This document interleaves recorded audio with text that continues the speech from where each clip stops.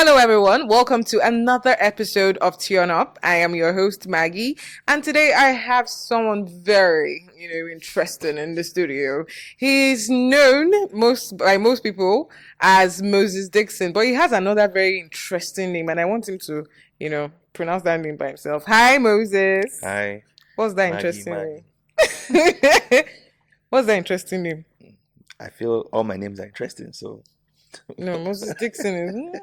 wow, it's not that interesting, is it? Well, you tried. But yeah, you're also known as Velvet Yeah. Sandpaper. Velvet Sandpaper, yeah. What is that about?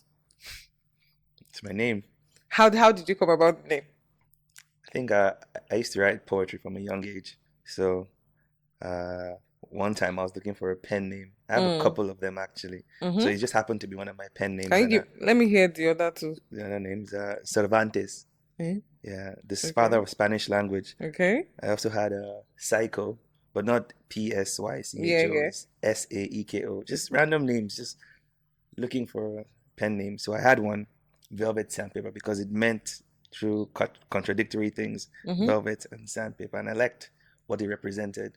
So I decided to use that. So when I started radio in Lagos, I was also looking for a different name other than my own actual name. So I just went for one of the names I usually Yeah, used. Mm-hmm. My name is now cutting grass. The other word. Let's see, cutting grass, shawarma. Shawarma? Cutting grass shawarma. No. Because I feel like the opposite of shawarma is grass. Good food, bad food. Well, welcome. I hope it was not hard for you to get here, today. No, not at all. Even the rain made the scene picturesque, so I ended up enjoying the journey. It looks very pretty. Nigeria can be beautiful. Yeah, sometimes. But right now, a lot of people cannot find the beauty. I understand that. It's just from one T-pain to the next T. Yes. Yeah. So today I have very, very interesting stuff I wanted to talk to you about today, because I know you. So part of what you do in Cool FM, where you are OAPs, you do movie reviews. You talk about very interesting or even not so interesting movies. Actually. So what really got you to want to look into movies? Because it's a broad one. You would want to pick. Oh, which producer? Oh, which director? What about the actors? How were you able to put everything together to try and, dissect each movie for what they are? Yeah. Thank you. I love movies. That's the summary of the whole thing, to be honest. And I didn't even know I loved it. That's the thing. I didn't know. It wasn't a conscious thing. Growing up, I wouldn't have said that, I particularly loved movies, right? I wouldn't say that it was a very conscious decision. But as time went by, I realized that I wasn't just obsessed with movies, as the word comes, but actually the science behind it. I realized that some of my happiest moments, or some of the most impactful memories, are the ones I had when watching something. It could be like a scene from a movie, like a Dark Knight, or was it Dark Knight Rises, where they thought he died, but then they saw him with his wife and kid, and Alfred nodded to him, and I ended up crying, actually. Wait, is that Batman? It's Batman, yeah. Okay. Actually, the Dark Just Knight. to be clear. So I noticed that many times my most passionate moments come from consuming these materials. I really love how it makes me feel.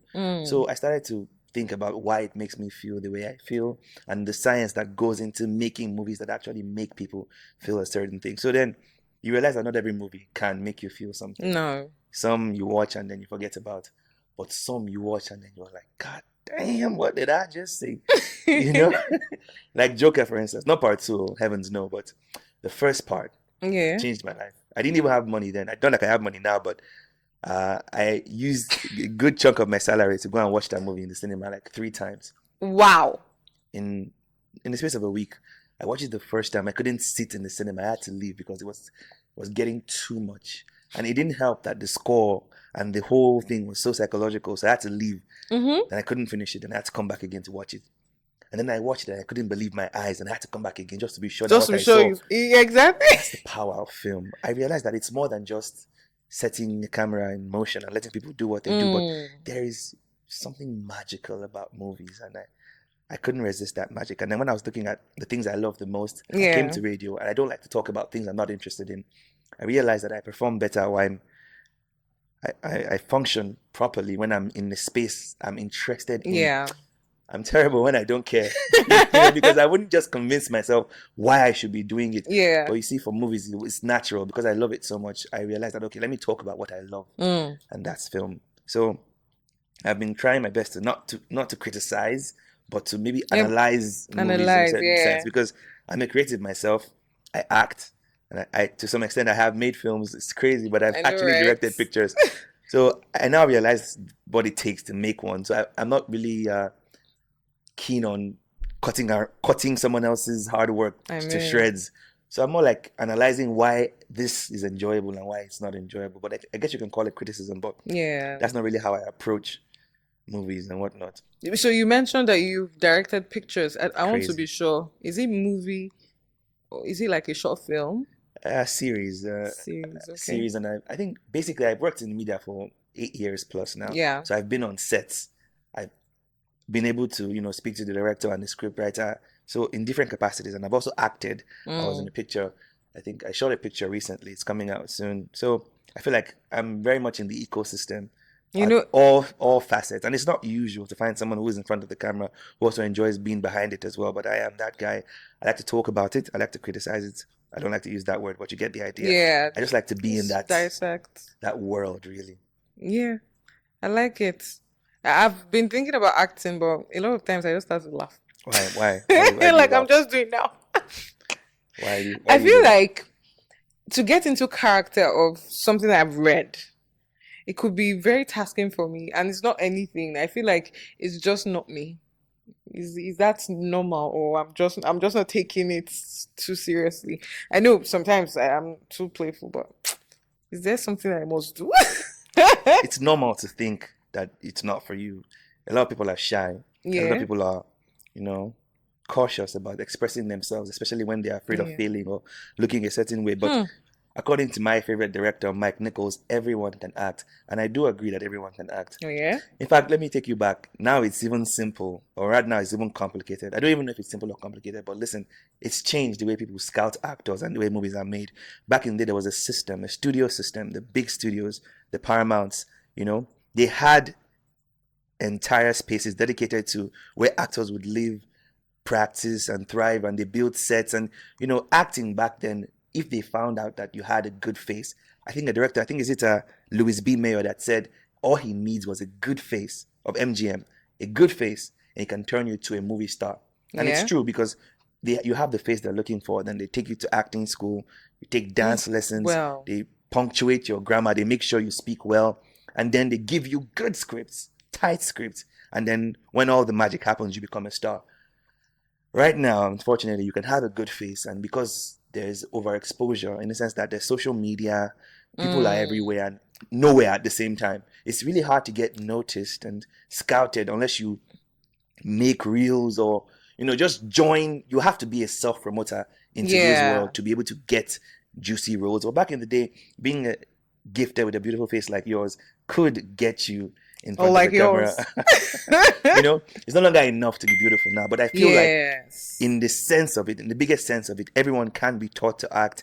And if you're paired with a good director, then I feel like magic can be made. I feel like Elvis Presley never had a good movie career, but I think earlier on in his career, when he had great directors, I think the man who directed Casablanca, Michael Curtiz, directed a picture for Elvis, and that was one of his best performing pictures.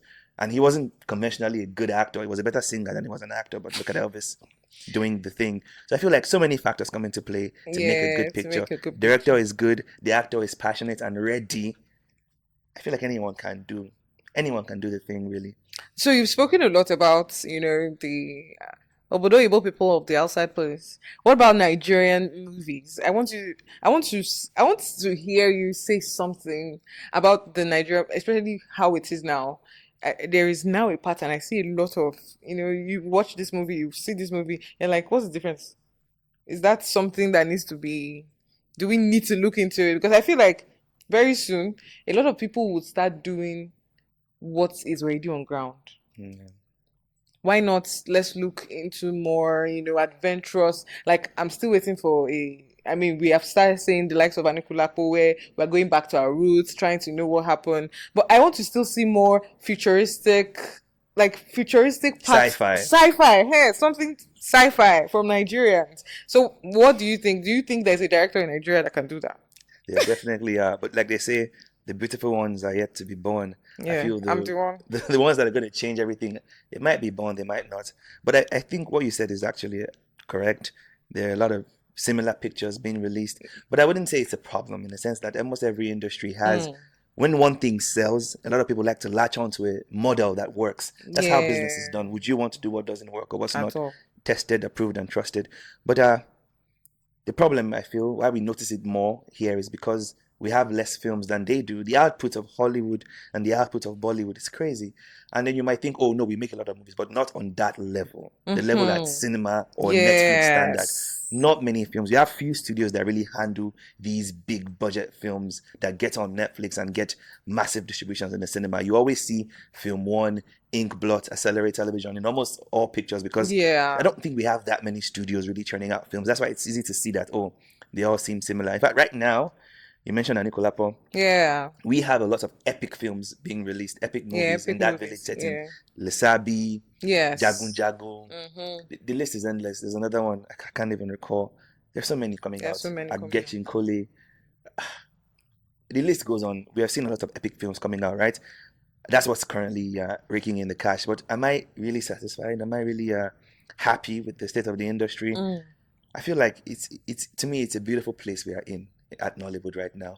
The potential for growth is limitless. There's so much we haven't done. In fact, I am so proud to be a Nigerian because there's so much we haven't done. Gingered. How many records do you really want to break in America? God damn, the bar has been set to the stratosphere. Like Musicians now, they lose hope because nobody's going to touch Michael Jackson. yeah. Actors now, they lose hope abroad because how are you going to do what Marlon Brando did? How are you going to do what Al Pacino did? How are you going to do what De Niro did? Good luck. Let's not even enter Daniel Day-Lewis, who has won 4 Best Actor Oscars, and that's one of the rarest categories to win an Oscar. He has won 4. Good luck. Go and try. But in America, but in Nigeria rather, you see the terrain is, the records are just waiting to be broken. To be broken, yeah. Feelings are just waiting to be felt. You know, people are waiting to cry. People are waiting for their lives to be changed because cinema is so powerful. You know, cinema really changes people's lives in ways you can't explain. And I feel like in Nigeria, the terrain is ripe for such things to happen. But we are growing. Nothing happens miraculously. Everything is a process. So right now, Hollywood is still pretty young, even though we have been around for many years. We're still pretty young. Right now, our biggest stride has to be in the area of cinematography. Beautiful pictures. We've mastered that. You know, we go to Dubai, we make these beautiful pictures. But what's really thin now is our stories. Our stories are pretty thin. And our approach towards acting and directing, all of that still needs a lot of work. Because now you hear that movies can be made in a week, in a month plus. But then you compare it to what's happening abroad, not all the time, but usually the scripts could be written in 5 years. The film will now be taking a year or 2 to make, and then you see the budget is massive.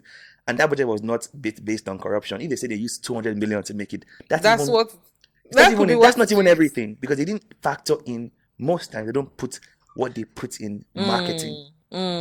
What they put in promotion is almost more, if not twice, the budget they used to make the film. They spend hundreds of millions to promote these films. So let's not even go into how robust the film industry is abroad. Right now here, we are a victim of the situation we have in the country, in the sense that many people need to make money from the films that they make. So that's why you can't really blame them. They're always speaking influencers. Why? They need people that can bring asses, forgive my French, they need people that can bring people into the cinemas to sit down and watch. Exactly. You know, and it's not their fault if they see a Laye Wasabi, a Gilmore, you know, a Kiki. If you're a businessman, what would you do? I mean, the industry is not robust in the sense where you can just make movies for the love of it. And you can, because people do that, but not many people end up watching those movies, because that's one advantage the big studios have: eyes, distribution networks, and access to the kind of platforms that can take their films to the stratosphere, like Netflix. You know what I mean? So we can't keep making our own independent films and bringing your love and passion to it. But as far as the big studios are concerned, they will keep using the formulas they know that work. They will keep picking the actors they know that are bankable. We are not at the stage where we can start trusting people. That's why you have to sell yourself, make your videos, do your monologues, let people see what you can do. And hopefully, when you get enough followers, they will take a chance on you. It's sad because followership and fame is not necessarily a healthy metric to use to scout talent. Yeah. Because there are so many hidden gems. I think Charlize Theron was scouted in a bar. This guy, Chris Pratt, who stars as in Guardians of the Galaxy. I think he was driving in his car. He was homeless at some point. A lot of them were homeless. These people that we love and adore, they didn't have millions of followers. They don't have brand deals. They don't have branding.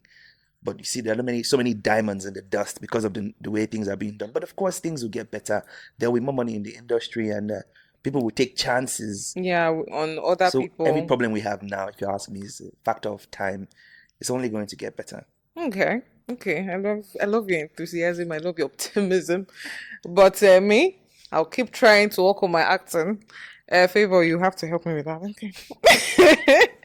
Okay, so one question I would like to ask is, what's your ultimate goal, like in the movie industry? Say you have done and see everything, or what is that thing you want to really do in the movie industry if you given the chance, or like say in the next 10, 20 years?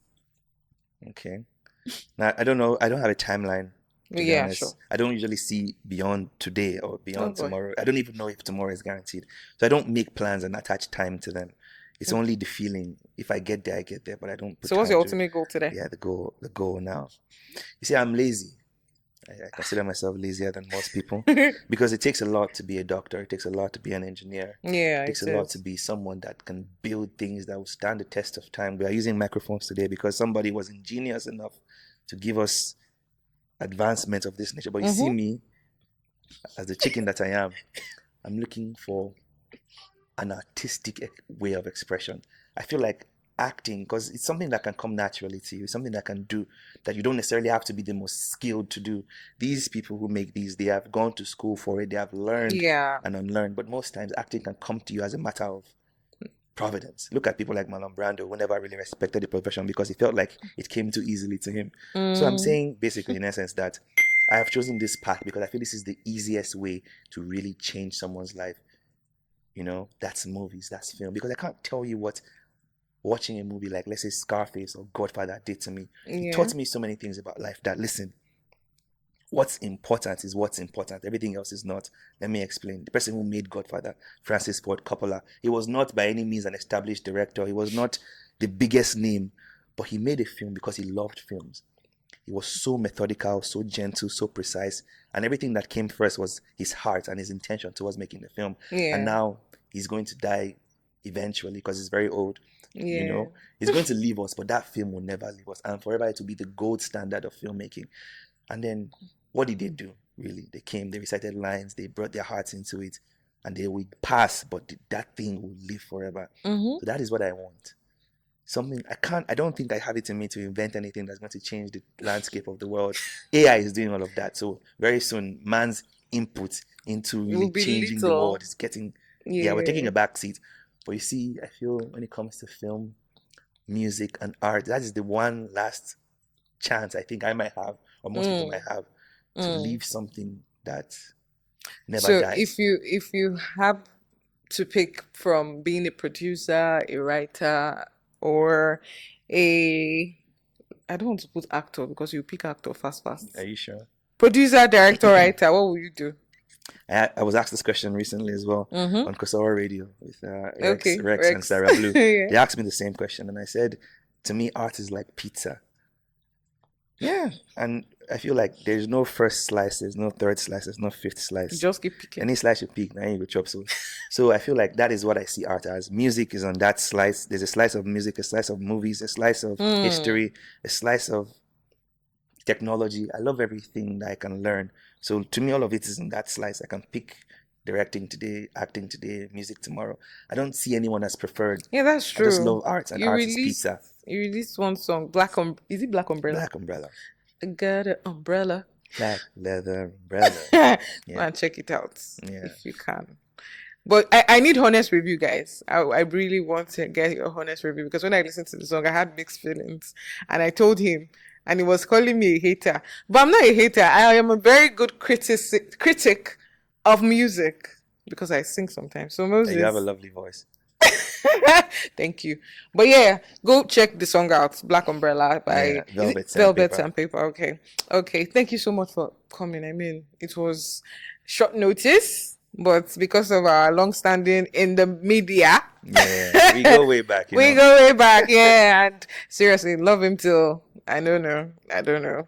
But thank you for coming, and I hope to have you again maybe very soon. But this time we're going to talk about something more not lazy. Not lazy. I beg you, sign me up for wherever there's laziness.